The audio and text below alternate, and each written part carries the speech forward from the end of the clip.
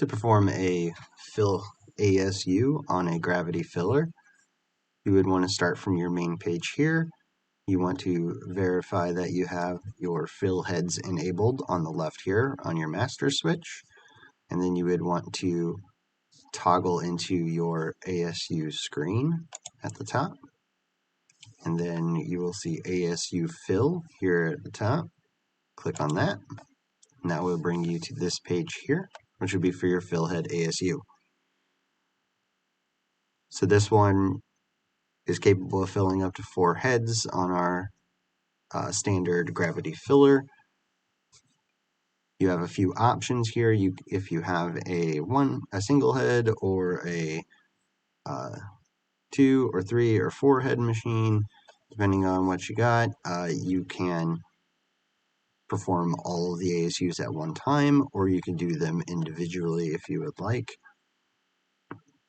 In either manner, you're going to want to reset all first, or you can come here and reset just number 1, or reset just number 2, 3, or 4, depending on if you're wanting to redo all of them, or if you just got one head you're wanting to fix. So what you would need to do is put a container underneath that fill head. You would come in to here and say I wanted to do number 1. I would hit reset ASU number 1. That will clear out my current time. Then I would come over and I would push and hold this head 1 ASU button. The entire time that I'm holding that button, the fill head will stay open until I get to the level I would like, and then I would release this button. That will populate a time in my current setting.